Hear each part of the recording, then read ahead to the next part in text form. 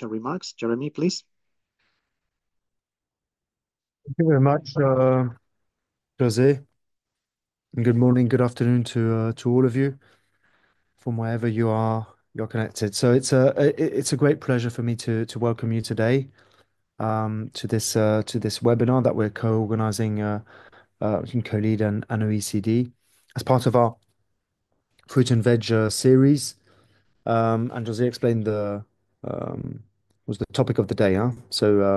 A super important topic, labor shortages in the fruit and veg sector. I won't be very long because Jose, I think, has set the scene in a very already very comprehensive way.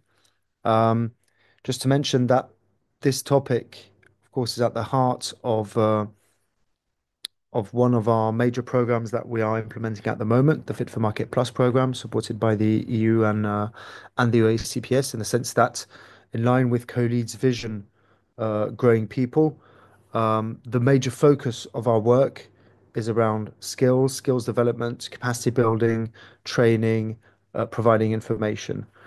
Um, we seeing, of course, across both European and global contexts, in some cases for different reasons, probably, and in others for the same reasons, um, some some challenges for the recruitment, but also for the retention um, of uh, of workers, being skilled or less skilled. I mean, on across really the spectrum of functions that you can see along value chains, and particularly in the fruit and veg sector.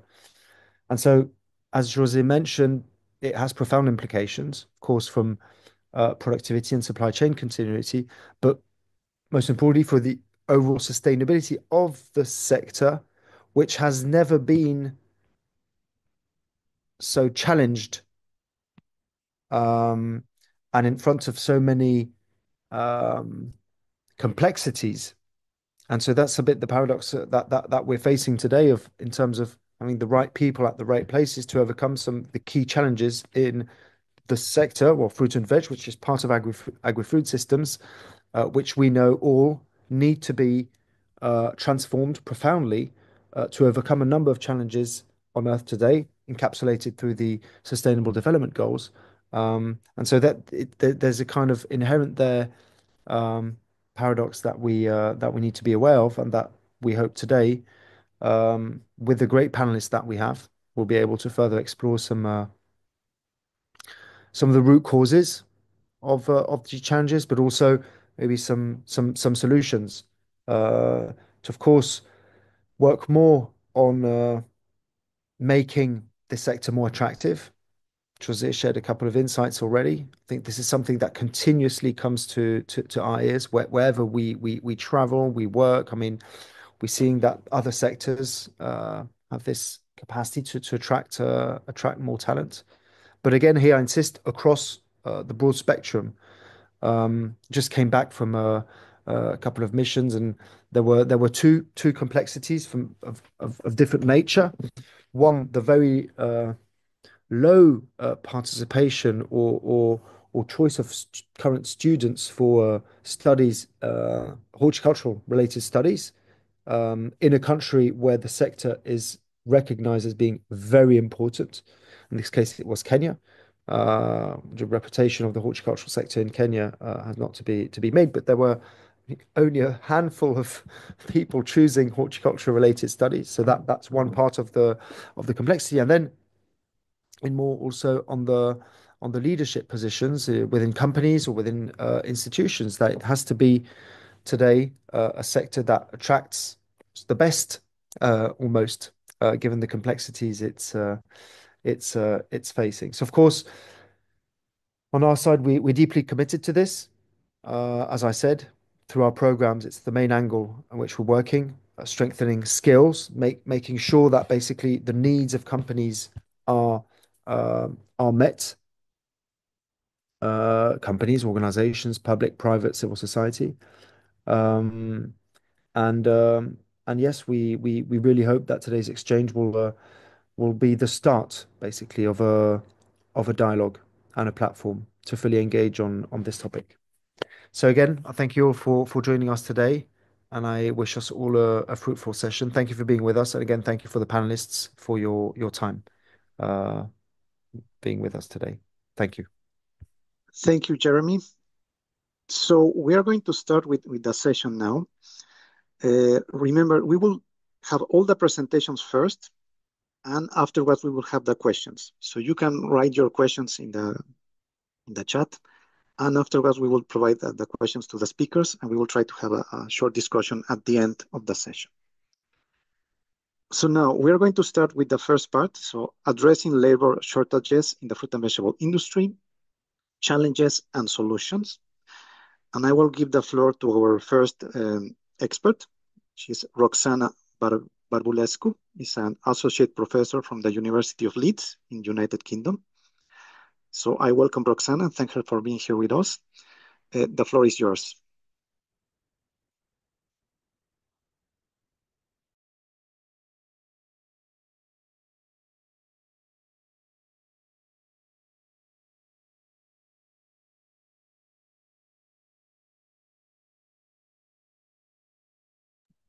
Hi, everyone. Can you see the presentation? Can you see the slides well?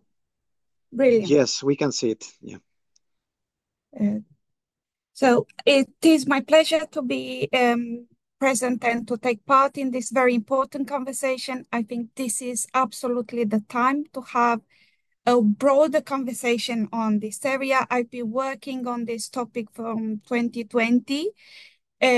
And I think that particularly in horticulture, we've seen more visibility brought to the issues in horticulture, starting from the pandemic, where we saw workers being lifted waivers and to be able to bring workers into countries around the world, in the US, in the UK, in Germany, and being taken away out of the restrictions that were operating at the time, but also wider conversation around food security and in situations of crisis, what is the industry that we have, the availability of food for the population, particularly on short periods of time. After we've seen the rise in fertilizers, that added to the production cost, the data that in the UK that I know is added 30% to production cost, and also recent increases in labor cost, particularly increases in national minimum wage that have added further pressures to agri-food system. So it is a really important time to have a broader conversation on this. What I would like to suggest, let me just a second, because I use Zoom less than I used to in the past. I hope this is, you can see the presentation clearly now. So I wanted to start by showing small film that I have from one of the workers. So this is from a project that I led, funded by the UK Research and Innovation Council, which is the main agency funding research in the UK. And this is part of a work that one of the workers on the farm did, having a photo diary for a week for our project. I wanted to start by putting on the table a paradox that we are to expect. We were told to expect that there will be fewer agricultural seasonal workers. Why is that? Because we would see more automation to begin with, harvesting, but also planting will become more efficient. There were many measures and policy innovation, even measures that were put in place to recruit local labor. However, we've seen either the numbers and the demand for seasonal workers being quite firmly fixed in the last 5 years, despite these added pressures to the system and increasing cost. But we also see an increase in numbers of seasonal workers recruited. And I wanted to explain why that is the case. Start from the beginning. In migration literature, we have what is called a liberal paradox, that immigration levels are higher than what public support will indicate that they would be comfortable with. And we've seen in the recent times in general immigration, not only less support, public support for immigration at low scale, but we've seen less opportunities. So the number of available visas for low-skilled workers, regardless of the field, have been decreasing. Whereas we've seen, and the OECD has done great work on that, we've seen an amplification of visa and opportunities at the global talent level. So we were expected to see a decrease in demand in labor. Why we see either fixed or increasing demand in seasonal workers is because first, demography. So I agree with what José mentioned earlier. There is a question of aging society across the board, but particularly in the rural areas, they are less populated than the bigger cities, and we see unemployment being centered in inner cities. Rural cities, less populated, less housing available, particularly available housing for large cohort of workers that are needed, not only at harvesting time, but also to look after the crops and planting time. There is also a question of transportation links. And this we see being also one of the questions that farmers have to innovate. So they have to produce a system of how to move workers across from one side to the other.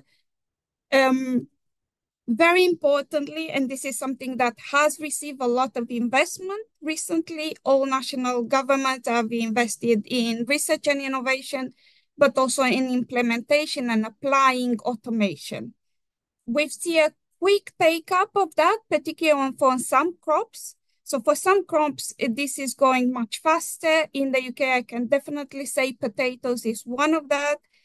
For other crops that are more fragile and more difficult to understand, like when they are reaped, for example, tomatoes, but also soft fruit, like strawberry or raspberry, or salads, this is becoming it's more difficult to automate these areas. However, the automation experts that I speak to, they tell me always that it is a crop by crop solution. So it cannot produce overall a solution at the same time, but also it is a question of investment. And we don't, for one, it's scaling, but investing to have good solutions that are efficient. And these are very difficult things to produce. Because of these added pressures in the system and in the agri-food systems, and implementing and really embedding from the farm gate solution to sustainable and net zero farming, we see, and we have seen this with our farmers as well, a dislocation of food production. Even some of the farmers were saying we are moving production to other sites, to other countries, in anticipation of what will happen to keep costs low.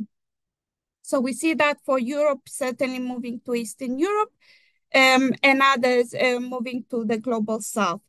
So it's really interesting because on one hand, the workers are being recruited there, but also some of the farms, the larger farms, are moving production site. What I will present comes from a variety of projects that I've done. One is called Impact of Labor Shortages in the UK Food Systems, and this was done for the statutory agency in the UK, Food Standards Agency. Another was a project, an initiative of DEFRA, which is the Department for Environment, Food and Rural Affairs in the UK, it's the Ministry of Agriculture in the UK, that looked at automation, particularly to edible horticulture. There might be a question here, and I'm going to tentatively put it on the table, that at least in the UK, as the mantra to have it more profitable farms was to push diversification, some of the farmers extended and they have a small production site for ornamentals, so flowers, which are always taken and treated differently in policy than would edible horticulture. So there is a question whether that can be a solution, because they will have different financial opportunities, policy implications, but that is something that really supported the farmers and growers to be more profitable and sustainable long term. And the third project was for the Low Pay Commission. This is in the UK, an independent commission that sets the rates for national minimum wage. And in the UK, there is a provision of national minimum wage that caps accommodation, and that applies to seasonal workers brought from abroad when they are paying for the caravan accommodation that we see sometimes. But predominantly the empirical data that I did comes from another project, Feeding the Nation, that I did with my colleague Carlos Vargas Silva from the University of Oxford and colleagues at Leeds. So very quickly on methodology, just not to and I will go very quickly to over this boring part. We did interviews with 80 seasonal migrant workers in different sites, in different languages. And we did a postal survey as well with 53 farmers in edible horticulture. I'm not presenting here the findings that we had on ornamental horticulture that we did separately. And as I showed the initial video, we had one of the workers doing a photo diary for a week inside the farm, because we wanted to see also their perspective of how it is to work on a farm with, it was a fairly large farm, 200, 300 workers. I wanted to give here a flavor of what they were talking about and how they found it. So they found the process quite smooth to come into, to apply and come. It was quite smooth compared with any other migration project. But they all commented on the quite physicality aspect of the work and the very intensive production quotas that they would have. So I can share this, but I want to just give you a flavor without spending too much time on this area. So I wanted to also show you how it has changed in the UK and what we talk about the demand and how is this being met, but also how it changes. So for a long time, UK recruited its workers through freedom of movement, but it has had a special scheme since 1947. So it is UK's oldest immigration program that has been labeled as immigration. And today, over 90% of the workers come from abroad, are being brought in from abroad. Now, there are various visas that people use and have. So, for example, we have today also many Ukrainian refugees that work on farms and they have the refugee visa. And this is very common, for example, for asylum seekers in Italy, in Spain, to work while they are waiting decisions or after they receive a decision on their asylum application to work in horticulture, particularly picking. While UK has transitioned after the Brexit withdrawal, the withdrawing from the EU, it started with what was called the pilot scheme for 27,000 visas. So it's quite a big pilot, bringing 27 visas. And it's slowly shifted from having freedom of movement that was not going through an immigration system as such to having an immigration visa route only for seasonal workers. And today this sits to the number of 55,000. So whilst it's starting with 27,000, and that was the case because that was the demand in the 80s, 90s, and 2000s, because before it opened to freedom of movement, so they took the initial number, it is today at 55,000. In addition, we have domiciliated migrants that work and take jobs in horticulture, as well as I mentioned earlier, Ukrainian refugees, which for the brief period of time that it shifted from freedom of movement to where we are today, Ukrainians were making up almost above 80% of the seasonal workers. So they shifted recruitment eastward from the Eastern Europe predominantly to Ukraine. And this has now, today, the main countries of recruitment for the 55,000 are moving further east. So Tajikistan, Uzbekistan, but also Nepal, Indonesia. So these are the main recruitment areas. Just wanted to give you a flavor as well of public opinion and where it stands, because that's one of the questions that I've been asked when talking to civil servants. So there is quite wide support. There isn't that much concern for seasonal workers in agriculture across the public. So in this case, it stood at 55% positive compared with others. Not that there was a serious problem for a number of years, as it is today, of recruiting sufficient workers. So these programs were working, but not bringing sufficient workers when they were needed, as going through the teething pains of changing the system. And for example, I wanted to show you here just a figure and calculation. This was a number put forward by the National Farmers Union of the food waste that the labor shortages have created, always having less workers than they would need and having them not later than they will need. So there were really important consequences here. And I wanted to bring a local from one farmer only. So this is of an aggregate level, and this is an experience of one farmer in a local BBC coverage in Norwich, of having themselves lost 50,000 just for not having I believe in this case, there were about 10, 15 workers that they were missing. So that kind of is the scale that we're looking. A couple of workers, a dozen of workers would create quite a big impact on particularly small and medium-sized farmers. Now, moving into the data that I had on edible horticulture with the farmers, 46% told us that they had a shortfall of 11% of workers. And most of the farmers said that it was more difficult to hire workers. So we can see, and I have here more granular data. So about 10% had short, so I'm just moving the captions from the screen. A good proportion of workers, farmers had their demand for workers met, but some 10% had between 11 and 20% shortage, and a significant number had over 20% shortages. Now, we looked also at the numbers here of who were those that had wider shortages, and it was the small and medium-sized farms. The bigger farming companies were more embedded in the decision-making process. They had more capacity. They have HR, for example, personnel. They could apply quickly for the immigration sponsorship certificate. So they could adapt faster and tap into the new opportunities. However, the smaller and medium size were more left behind in this transition, and they are not so easy to react and adapt quickly.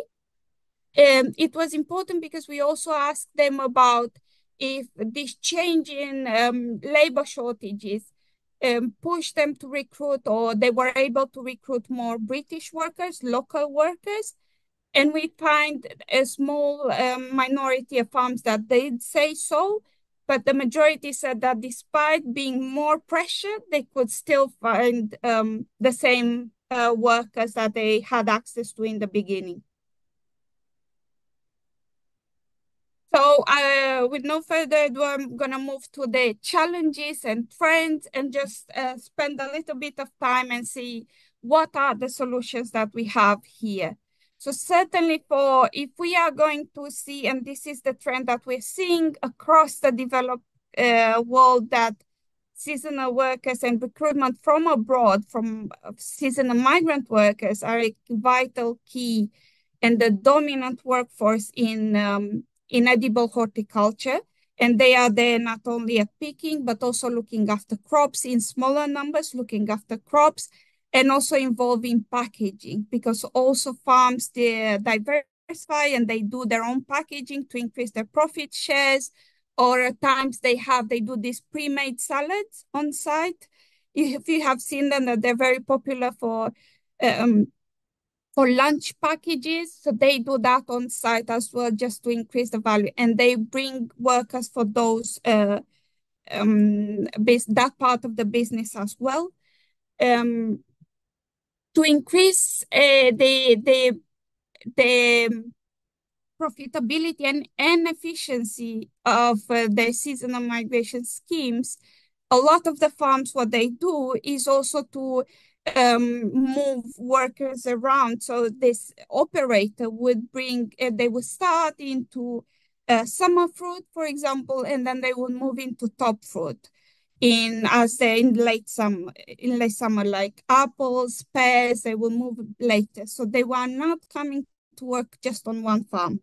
And I should say that in the UK, perhaps for this international audience, the seasonal workers are brought in for 6 months and 6 months only. They cannot stay longer.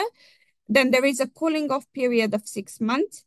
And I agree with what Jeremy said earlier. There's a question of recruitment, retention that Jeremy did mention in the sector, particularly to retain those skills and experience on site. And third, I will add also return, because that is what will make the system more efficient. If workers are returning on year, then they would have higher financial gains, that we avoid situation where there is exploitation because they return voluntarily, so they return where they had a good experience, and it's a more trusting relationship.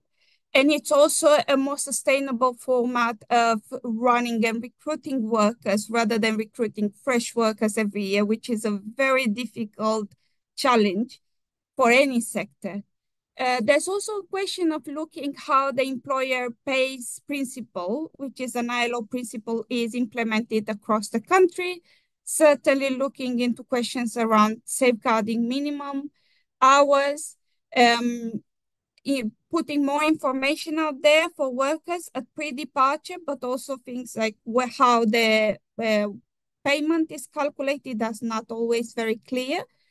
And looking at particularly how the labor cost translates, particularly in the cost of particular crops. Certainly the most labor intensive for raspberry and asparagus in particular, labor costs are about 60% of the final cost of the product. And automation is certainly a solution. It will make the work more easy, more efficient, speed productivity, which is also an issue in agriculture. But we see that it's being taken up at a lower speed and scale than initially projected. Thank you for your attention, and I really look forward to the conversation and questions later. Thank you. Thank you very much, Roxana. I took some notes, so we will discuss later. Remember, questions at the end of all the presentations. We are going to move now to Christophe Aubé. He's the CEO of Agreenculture and director of Robagri. This is the biggest robot association in agriculture in France and in Europe. So, Christophe, the floor is yours, please. Bonjour à tous.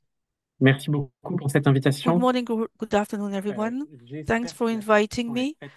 Sinon, dites-le-moi rapidement et je migrerai en anglais. I'm planning to make my presentation in French, if you agree, or I can do it in English if you prefer. Je ne vais pas vous parler de cette I'm not going to jeune talk femme about this qui young semble être lady ravie who seems to be de delighted cueillir ses fruits et légumes. to pluck, Non, je ne vais pas parler de ses harvest moi, those je vais fruits and parler de vegetables. cette No, I'm situation not going to talk about her.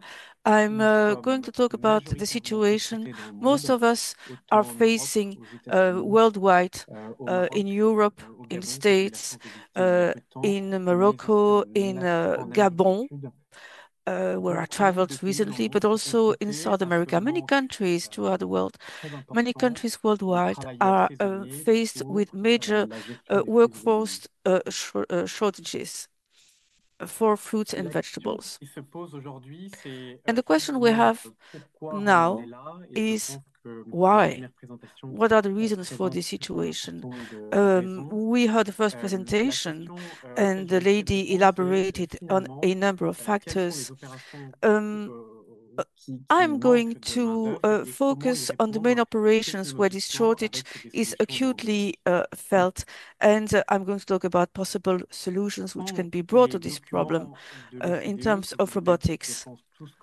I believe that you're all familiar with the OECD documents on that question. We can see here what countries are massively using seasonal workers. France, Greece, Italy, Belgium, Spain. They're all using seasonal workers in Europe, of course. And if you take the other graph on the right-hand side, if you make a comparison, you can wonder, you can note, apart from a few exceptions, that virtually all countries are using seasonal workers, and those countries have problems. They are faced with shortages. Those same countries, like Italy, France, for Europe, and many others worldwide, all these countries produce a lot of fruits and vegetables. Production is very high in those countries. So fruits and vegetables are a sector, are a sub sector in agriculture that is strongly impacted by a lack of workforce. In the US, a survey was conducted on the activities which were most faced with the problems, with that problem. And these activities are highly time-consuming. For instance, harvesting, spraying, and to a lower extent, weed control.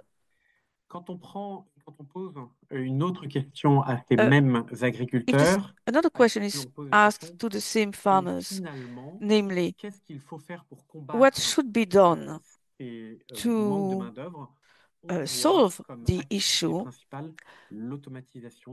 The main answers are automation and robotics. And this is quite important because it is not by increasing wages that you will solve the problem. In people's minds, at least. For farmers, the process must be automated. Another issue, another point, is the answer you have in red, namely, what if you can't find any solution? And this brings us back to one of the last slides presented by the previous speakers. Well, it means that we shall have to reduce our activity, or we shall lose part of our activity, because most farmers, most growers are considering to reduce the agricultural acreages and are even considering to leave the sector. So automation and robotization are key factors for at least preserving agricultural production in the subsector of fruits and vegetables. Of course, the industry is there to bring solutions. For some crops, like high added value crops like apples, for some crops, solutions have been found to pick the fruit in a rather autonomous way while preserving a certain level of quality.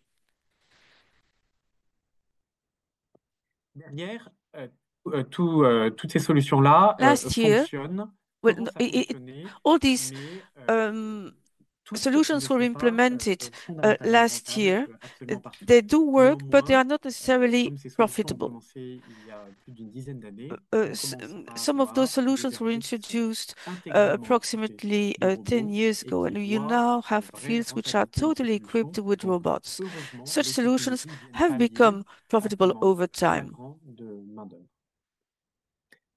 Des solutions de robotisation pour pouvoir, pour la cueillette, en Other particulier des robot pommes, solutions for semble être picking, le for secteur apple picking, it le appears plus indeed intéressant that pour les this is the industriels. most interesting sector Aujourd'hui, il y en a for plus d'une the trentaine industry. dans le monde entier, avec des niveaux de maturité assez différents. Mais on voit We que have le pommes approximately va être 30 un projects secteur qui va avoir des which solutions are ongoing in a number pour of combattre ce manque de countries, main-d'œuvre. and the Apple Néanmoins, il n'y a pas sector que la pomme. is particularly open to such solutions.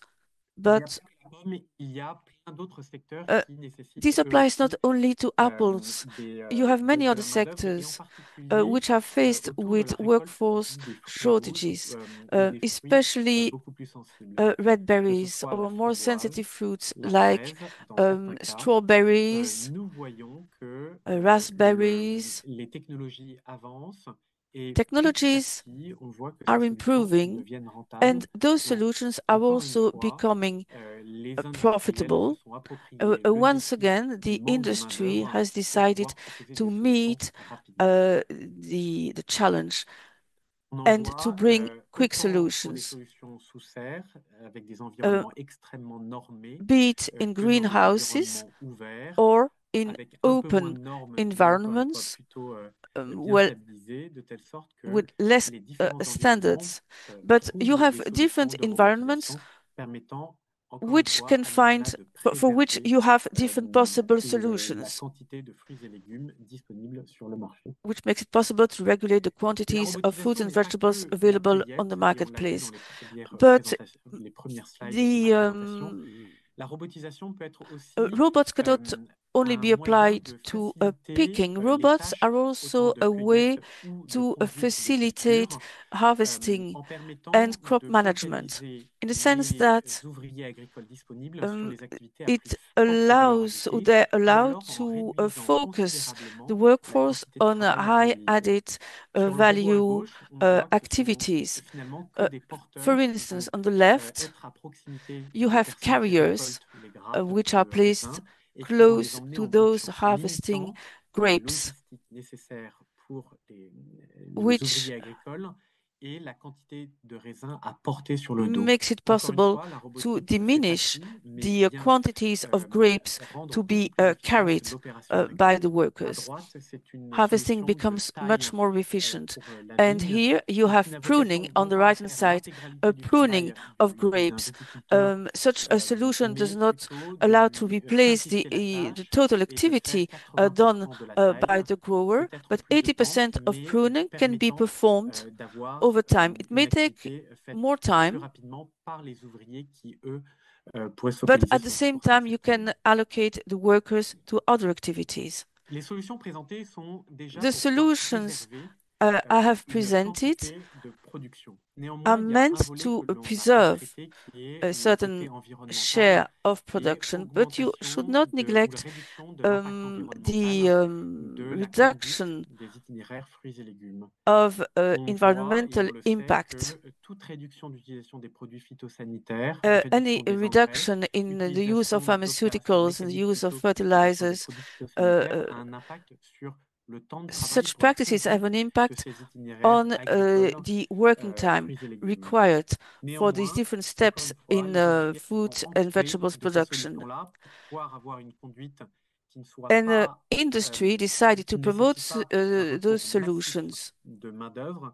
mais qui puisse être solutions which robotisée. allow not to Sur use l'exemple que je vous too présente many d'un type workers d'agriculteur autonome, on voit and replace qu'il them est capable with de fonctionner robots. sur Here, pomme, amande, olive, orange et plein d'autres you fruits. have On a peut réduire robot de which can 50% work l'utilisation des for produits apples, phytosanitaires, qui est almonds, une bonne olives, and chose pour orange. And l'agriculteur. En this revanche, solution allows to le temps reduce up to nécessaire pour faire 50% cette the use of opération pesticides. est plus It important is et donc 2 times nécessite par slower la robotisation than equivalent des tractor solutions with qui soient driver. complètement autonomes.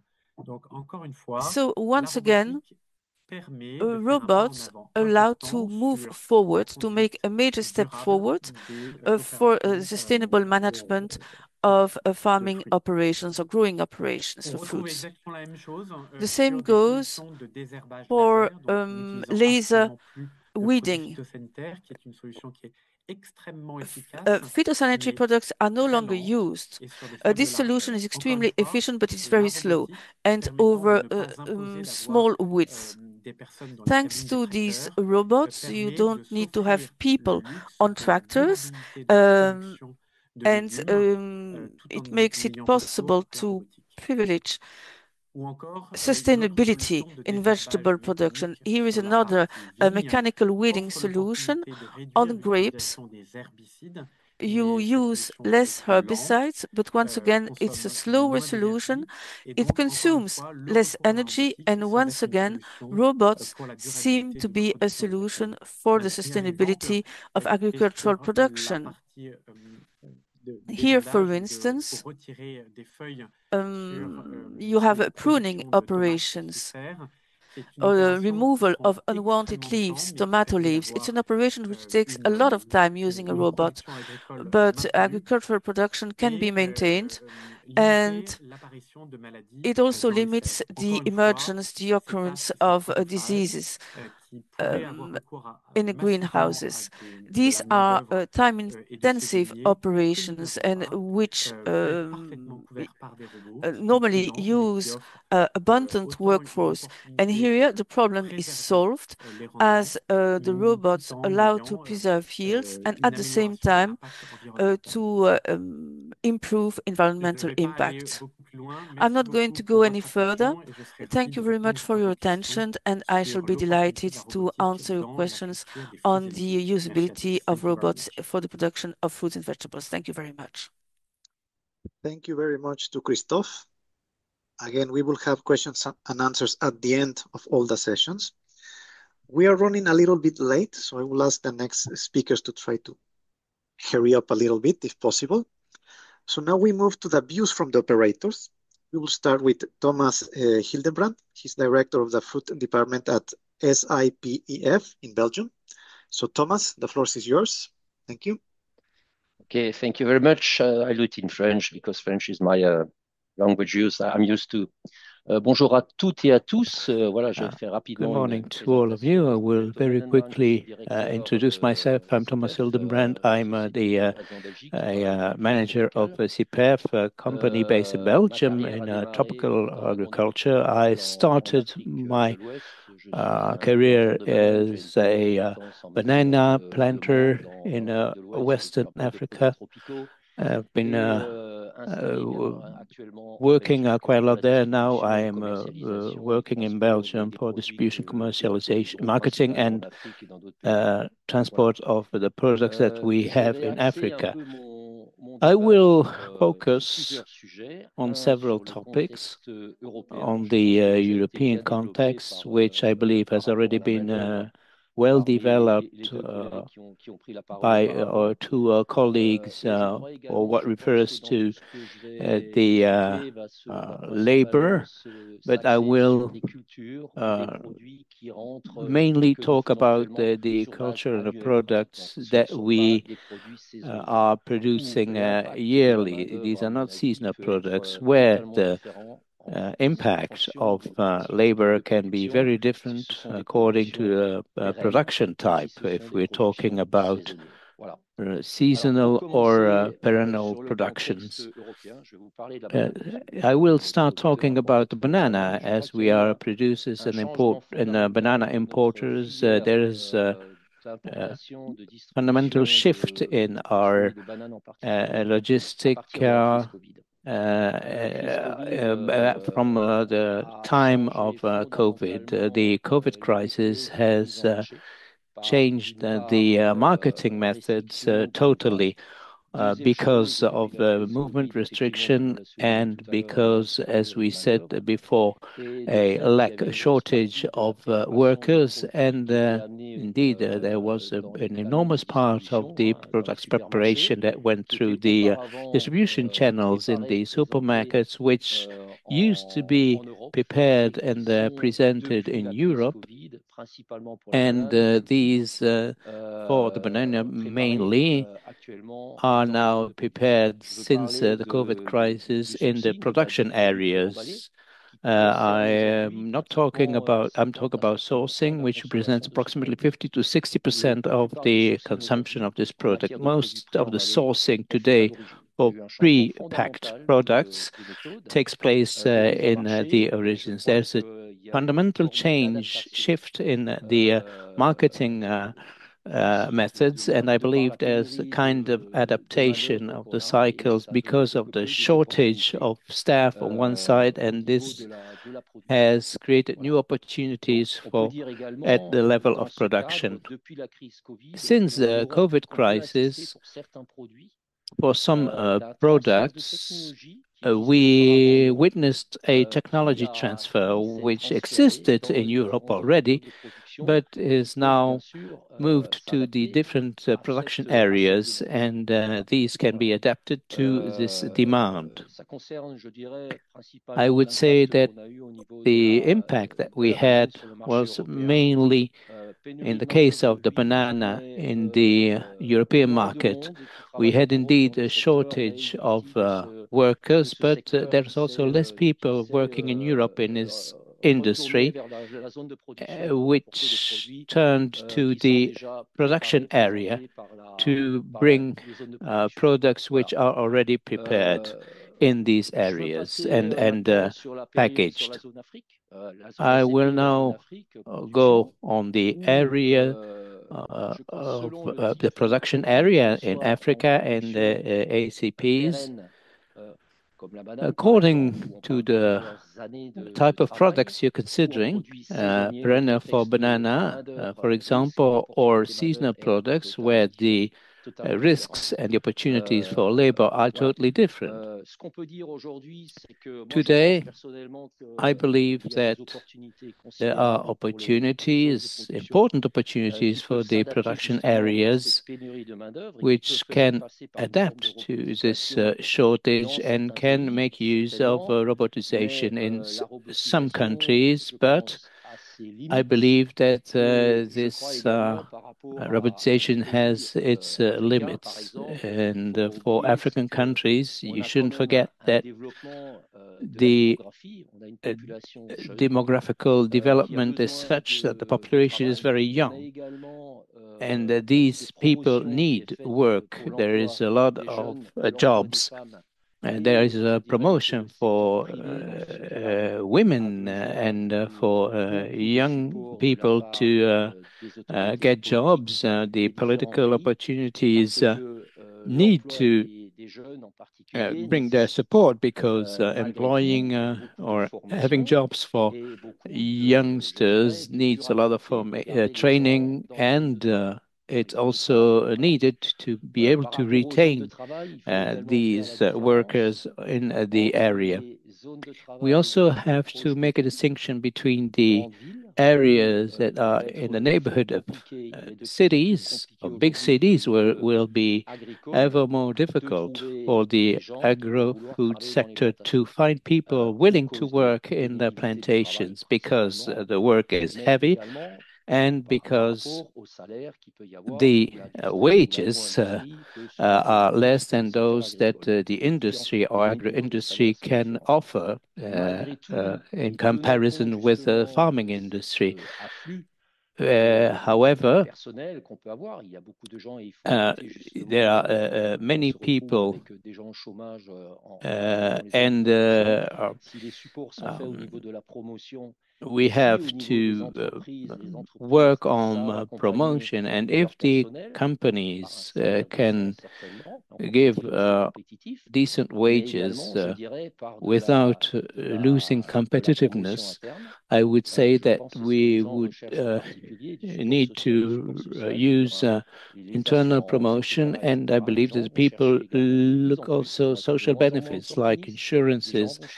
If this is offered to them, the people will look for lasting jobs on the middle and long term in their companies. So I believe that agriculture, in particular in Africa, is witnessing a fundamental change, in particular in Africa. We will see how there will be a combination of of workers looking for a pleasant job atmosphere because the social media are there and people are talking about their jobs, that the nations and states will need to bring their support to the companies to stimulate the employment. And I believe that the mechanization is also needed to reduce the burden of work, and Africa will also be able to harbor niches that Europe is losing. There will be enormous opportunities on the productive areas, whilst maintaining access to the different markets. So I believe that there will be a workers' transfer from Europe to the production areas, and opportunities will rise in Occidental or Western Africa in particular. That's what I had to say. Thank you very much, Thomas. Now we move to Alice Riouall, CEO from Mango SO Burkina Faso. Alice, the floor is yours, please.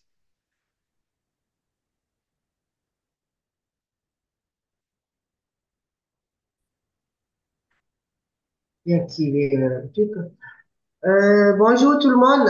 Hello, everybody. Vous m'entendez? Can you hear me? Yes, we hear you.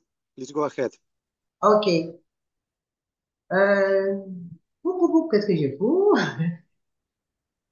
Alors, moi, je suis Alice Riouall. My name is Alice Riouall, founder and CEO of Mango SO. And I managed to transform my small business into a leading agro-industrial company in Burkina Faso. Je me suis vraiment, comment dirais-je, depuis 92, je suis dans la Since filière mangue séchée. 1992, I've been in the dried mango chain value. I first started working in Ouagadougou, and then I decided to move to another place to work directly with farmers. What was necessary for me was to gain access to producers, to deal with them, and to control the raw materials and quality of the products. In 2019, I decided to extend my expertise, became president of GICDS. I worked with cooperatives.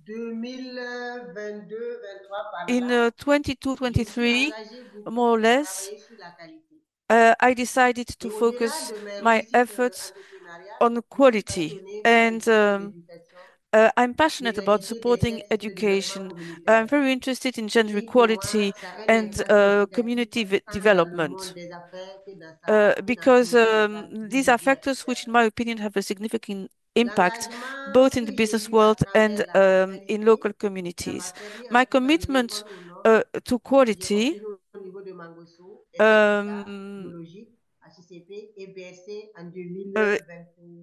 is reflected in the implementation of standards and procedures, and I obtained the HACCP and BRCGS organic certifications. And I always want to innovate, to launch new products. I decided not to focus only on dried coconut and dried mango. No, I launched products like jam or mango syrup. I'm called Mama Alice Qualité. And in 2015, I won Apex Award, Apex being the Association of Burkina Farmers. And I also received the prize of Best Processor at the first edition of the Mango Fair. Now, what about the challenges we are faced with in terms of workforce shortages? Mango SO is run by a group of 3 women. We are located in Burkina Faso, of course. On the Bobo-Toussiana-Banfora road. We've been there for 25 years. The main products we are processing are dried mango and dried coconut. We work with 2 cooperatives with 100 producers and around 30 collectors. Today, Mangoso employs approximately 540 workers. We have permanent employees and seasonal workers. Most Mangoso workers are non-qualified workers. But we decided, as I told you, to focus on quality, and we managed to obtain certificates. In the sector of dried mango, our factories operate for 90 days a year. We are employing, the sector employs 28,000 people, 25% of which are seasonal workers. Among them, lots of women, 85%. The work output varies from one unit to the other. Now, what about the problems connected with a workforce?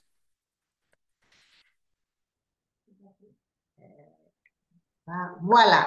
Nous avons essayé de énumérer quelques problèmes. I'm going to list a number of problems we are faced with. The list is not exhaustive, of course. Problem number 1, working conditions. There is no possible to take some rest during our 3-month campaign. There is no time for rest. We work 24/7.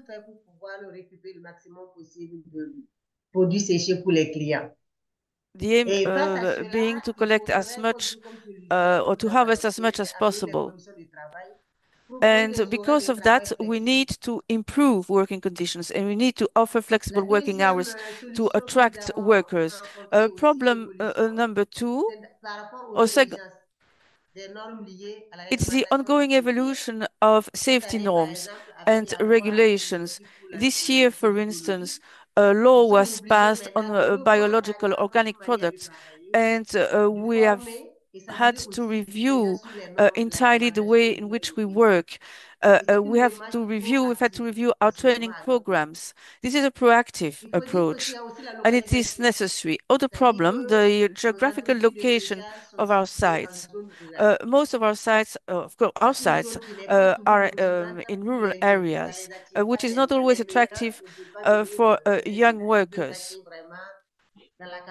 Most of them prefer to stay in the capital city. If we want to attract them, we need to create accommodation for staff coming from elsewhere, and we also need to facilitate the integration of our workers into local communities. It is also a language problem.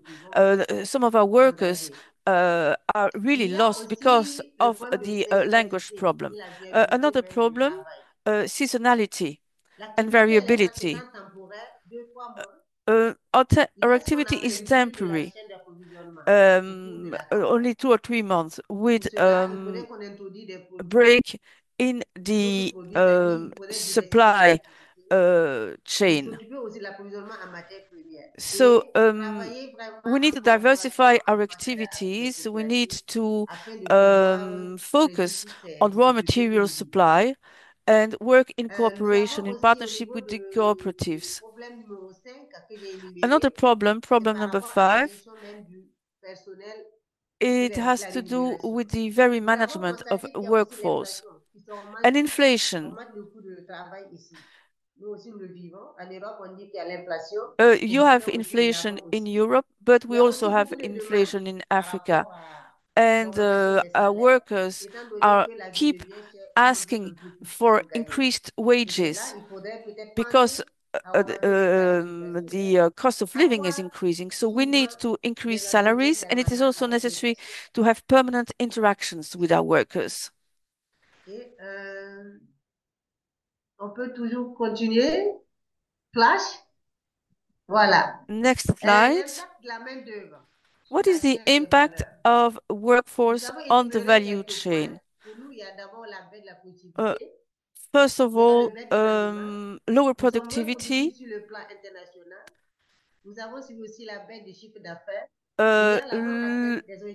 decline in sales, decline in turnover, delivery problems, delivery delays. We also have a problem in terms of credibility, and a decline in value added with a negative impact on the national economic fabric. Regarding the potential solutions envisaged by Mangoso for lasting or for future workforce management. Next slide, please, Isolina.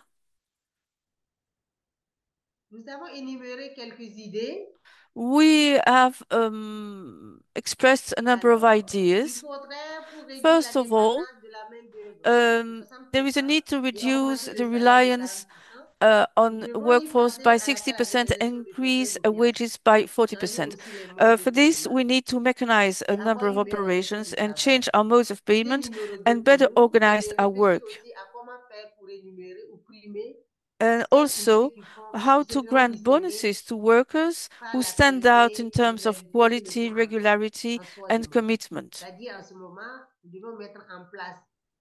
Which means that we are now developing performance indicators for our workforce. We are also trying to formalize a social cell and better support communities. Our aim is to create a foundation for community support and to set up social care. Idea number 4, we need to take care of our workers' health and safety. For that, we need to set up monitoring programs for our workers' health. We need to provide training in the fields of safety, health, hygiene, and sanitation, and we must keep working on certification. And we also need to increase the technical skills of our teams by developing partnerships with agribusiness training. We are working with a number of agencies that can support us.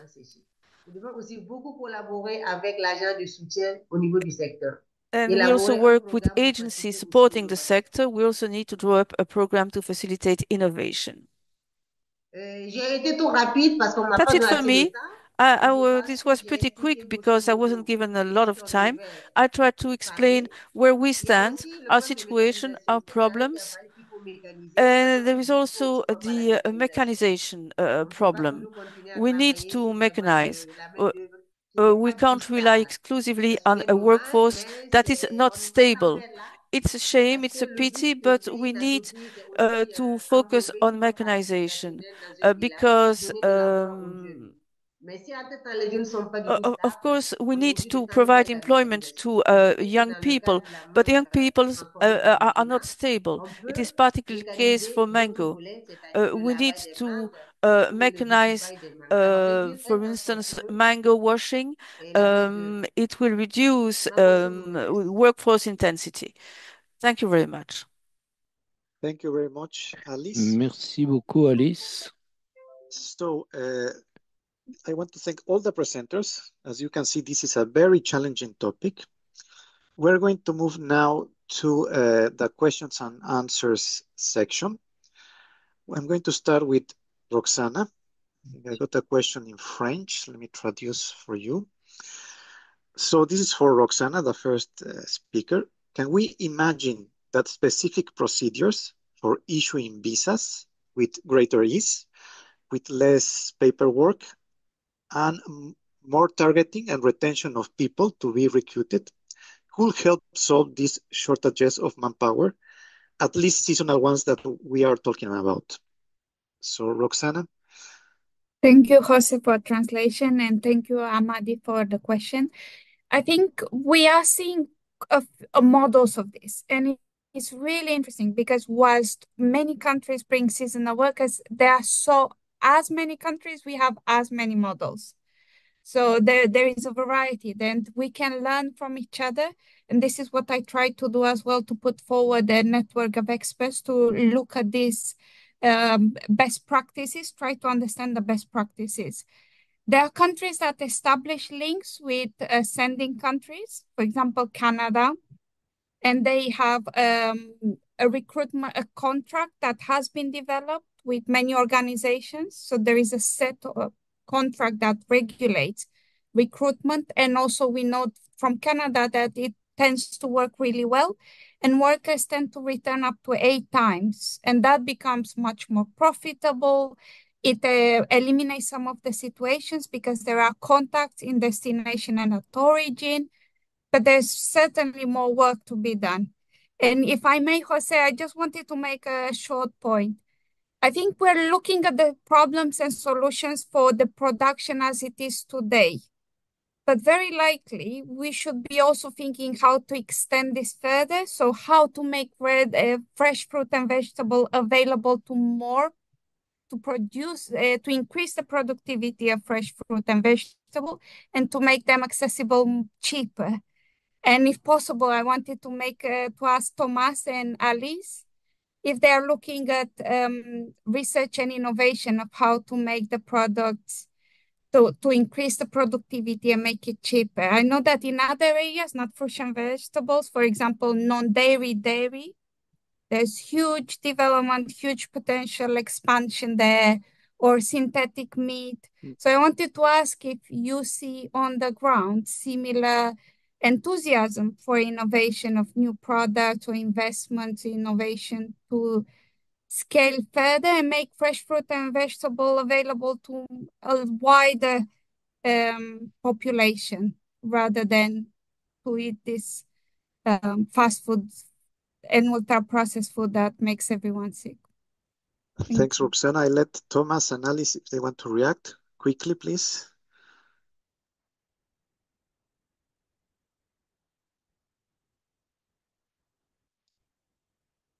I see no reaction. Well, we will go back to that. Alice, please. Bon, j'avoue que on pense beaucoup à la rénovation. We give a lot of thought about innovation, and we are also diversifying our activities as much as we can if we want to be able to have our products in Europe. Right now, we are devoting time to investigate how we can have material to incorporate in the processing industries. We have no solution for this moment, but we know that we will really have to devote time on this because we are very confronted to this question that is not a source of stability. I don't know if I answered the question with my words.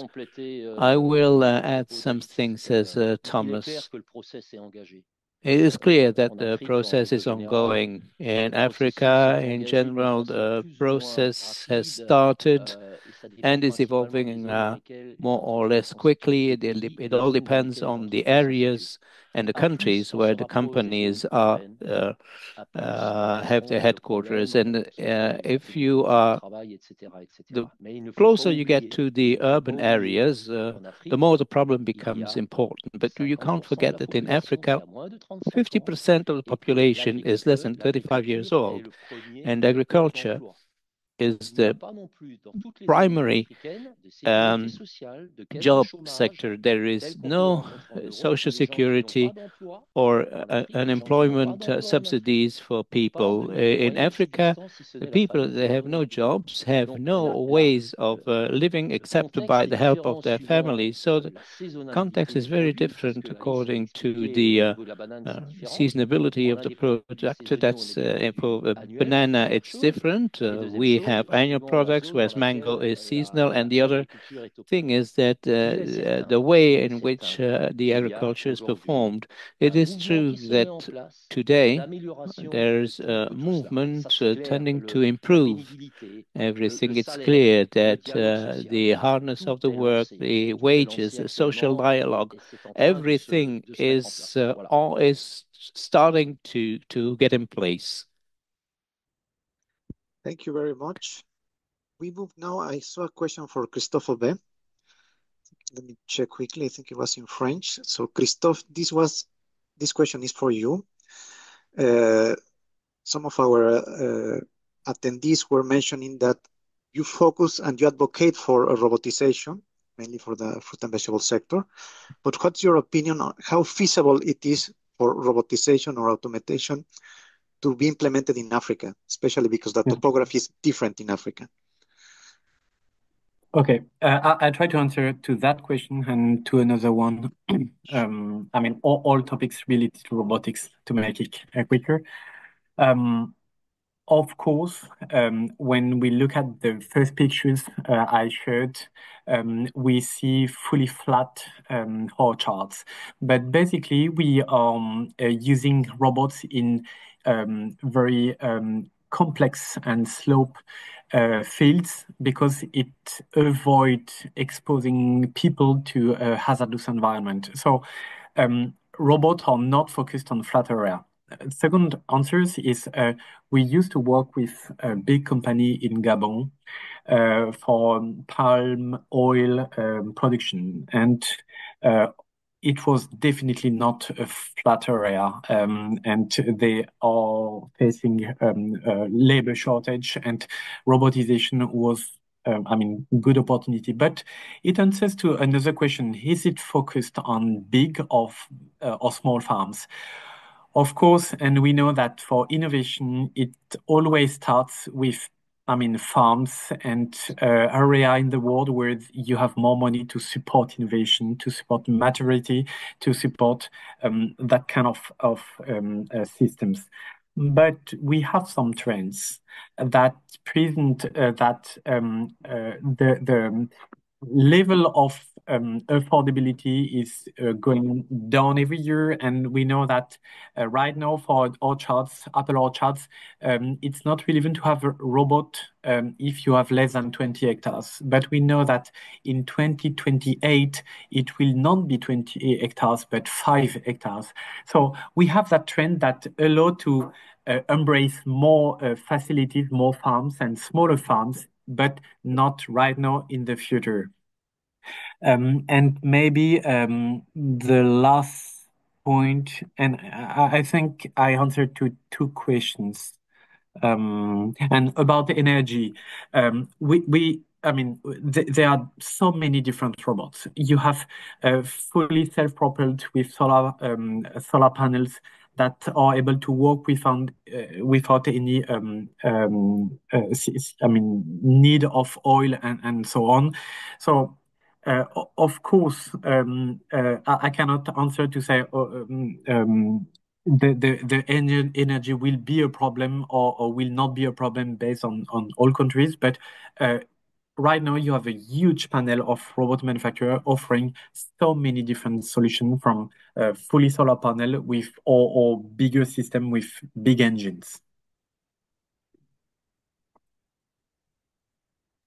Thank you very much, Christophe. So we are running a little bit out of time. I will pass the floor to Isolina. Isolina, if you would like to make some concluding remarks.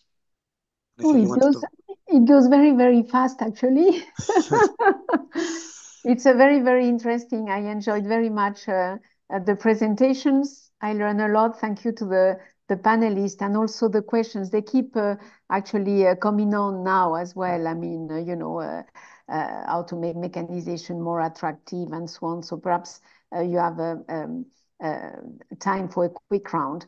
For me, what I would like to say, not to summarize all because it's very, very rich, but just one area where we work closely, because this is part of a series that we organize with OECD, the Fruits and Vegetable Scheme group that where José is actively, you know, leading and involved. It's came today and across some of the topics, which is the investments. We still speak of agriculture, and this, you know, Thomas highlighted it very much. So in a very, and I speak from the global south because many of our programs obviously are serving, African countries and others, Caribbean, Pacific and beyond. And you talk about rural areas, also we could say that in Europe as well, but that are a bit left behind. And Alice reiterated it, so the need for investments in infrastructure, investments in skills, all the area of attractivity as well of the rural sector. And that means the workforce that goes with agriculture, even if it's in added value, in processing or, more sophisticated products. But it's not enough. So not only is aging populations and so on that Roxana, explained very well, but it's just that there is not enough investment, be to call upon a new kind of labor force, very well trained from rural area, from urban areas or elsewhere, but even more to retain them because there are, better opportunities in cities or abroad, etc. So this whole area of training as well and skills and reskilling, because today we have to reskill, constantly are key. And of course, OECD does a lot, COLEAD as well, many partners, but it needs much more investment than that. The other area is all the migration and labor kind of regulations and so on, which are very much dictated by indeed the policy framework. Because if you open or you close or or very strict rules or easier rules, obviously, and this works in Europe and elsewhere, it changes a lot. And this also Roxana explained the movements of labor, not only regulations, but obviously cost as well, where it costs you less, because that's also life. You have to make the business, efficient and remunerative. So this is very important to analyze it and see those changes and those regulations. And the small farmers we work with, or the small operators, have in the global south have sometimes problems to understand or just to follow those. And the work of Thomas is key as well, because he sits in one of the biggest, companies within Europe, but he also has in Africa, and he sees that the contexts are quite different, even if you find, of course, patterns. The other point is the diversifying activities that Roxana, as well as Alice mentioned, is very key as well. Within agriculture and outside agriculture, so farm and non-farm activities, because that's how not only it adds value, but it also attracts and retains people. So this is critical. And of course, on innovation is key. I like I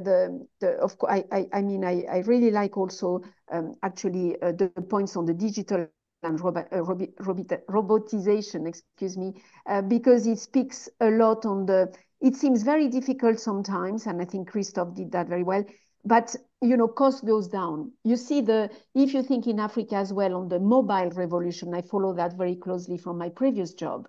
And really the change that our colleagues in Africa population made from phone lines that we had to go through in Europe to mobile phones immediately, even small farmers, that were not tech at all, or even tech adverse, but really embrace that part, as long as it's easy to use. Myself, I use the phone and other things, and I don't understand anything on the technological part, if it needs repairs and so on. But I need an easy thing to use, and then of course that I can afford, because the cost remains very important. And that's one of the key things that keeps appearing on the cost for smallholders is not the same as the cost for big companies.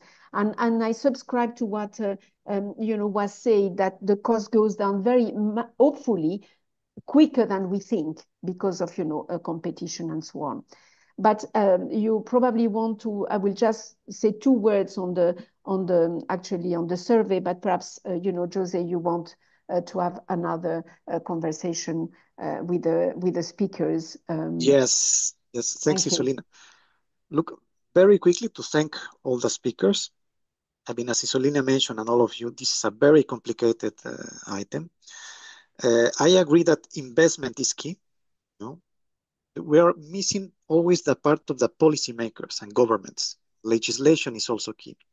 Legislation in each country needs to provide the right incentives, to address this issue monetarily, and of course with rules and regulations that will facilitate and help people choose the path of going to work in agriculture. It's true that nowadays it's very difficult. Young people, understandably, they don't want to work and risk working in agriculture. They prefer other sectors. Labor force is not reliable enough in the agricultural sector. So automation, robotization is an option. Of course, it will take a little bit of time. But for the time being, we need to find concrete solutions to keep pushing this lack of labor in agriculture, in particular in fruit and vegetables. So I give back quickly, we have 5 minutes left. Isolene, I think you wanted to mention something about the survey. Since we have 5 minutes. Yes, thank you, José. I don't know if any of the speakers want to add anything before. To close, yes. Last comments, please.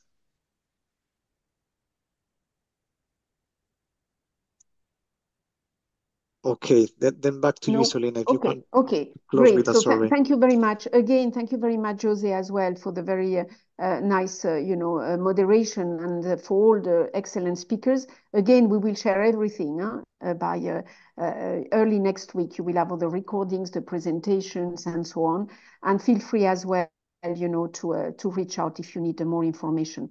I will not bother you very much with that, survey. We will share it by as well by basically email and online. But we did from 21 to 24. We launched this series in 21 with OECD, and it was, the UN Year of the Fruits and Vegetables, if you remember. So as a way to discuss really in a very short time, so only small parts, as José said, I mean, of the fruits and vegetables industry, through online sessions. What are really the topics, the emerging ones, the ones that are difficult, but in bringing it to a wider audience than just those very specialized in the area, where also are of course, part of the conversation. And we got feedback on different parts. I mean, on the, respondents, we see that they are from different continents, even if there is a prominence in Africa, in sub-Saharan Africa, but Europe is growing, I mean, in terms of participation, as well as Caribbean and South America. So we will be promoting it more in Asia. And, from the context of the participants is very much producers, MSMEs, big companies, as well as, of course, the regulators, the policymakers, finance, and so on. But more importantly, we, on the overall, satisfaction of the participants in terms of content and discussions and the things they learn is 98%. So we were very, thrilled. We were very happy about that, because it's always, that frustration that you don't have enough time, and each conversation opens new, areas of discussion. And really, 99% will attend future sessions, and they would recommend, to a colleague, etc. So we are very, very happy. What they mention as impact, basically that they gain a valuable knowledge in areas such as food safety, business planning, regulatory frameworks, all the quality management systems, and that they appreciate very much the foresight idea about it. And they really use the sessions because something happens now in the session, but something hopefully more happens outside the session. So, to reach out, to enhance market access, launch new businesses, have a business, new contacts and networks, and align a bit better with, that demands at the market side. And this, in addition to the exchanging with industry peers, with research, which is not always easy, for an operator, etc., as we have seen actually today. But certainly the response was a greater understanding of export regulations, but also regional ones within, for example, Africa, certification, compliance requirements, and all the area of sustainability, environmental and social, and the use of, resources, an improved, let's say, use of resources. So in short, they also proposed new topics, and I invite actually the participants today as well. The topics we monitor what is going on, of course, but we are open to any proposal or any presentation. Also, you can reach out if you want to present in one of the coming sessions. But the survey, the participants to the survey put an emphasis on areas for future topics and future sessions. Sustainability is a key one, of course. A lot is happening. Climate change resilience, all the fertility, soil fertility, water management, agroecology, and so on, all this area.